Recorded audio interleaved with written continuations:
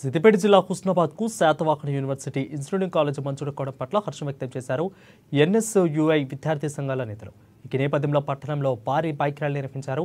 పట్టణంలో MLA camp కార్యాలయం నుండి ప్రధాన వీధిలో కాంగ్రెస్ పార్టీ జెండాలతో భారీ ర్యాలీ చేపట్టారు. మంత్రి పొన్నం ప్రభాకర్ కృషితో హుస్నాబాద్లో ఇంజనీరింగ్ కాలేజీ మంజూరు కావడం జరిగిందని ఎన్ఎస్యుఐ నాయకులు తెలిపారు. హుస్నాబాద్ ప్రాంతానికి చెందిన విద్యార్థులకు వచ్చే విద్యా సంవత్సరం నుండి ఇంజనీరింగ్ కాలేజీ అందుబాటులోకి వస్తుందని అన్నారు.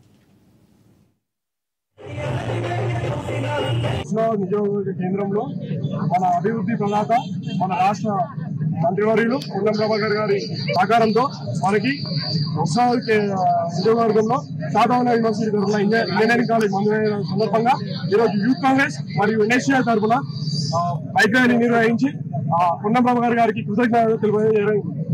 ఏదైతే నిన్నటి రోజున శాతవాహన యూనివర్సిటీ ఇంజనీరింగ్ కాలేజ్ ఏదైతే జీవో నెంబర్ 18 ద్వారా రాష్ట్ర ప్రభుత్వం ఏదైతే ఉత్తర్వులు జారీ చేసిందో దీంతో పాటు 44.12 crores దానికి నిధులు 44.12 crores నిధులు కూడా మంజూరు చేశారు.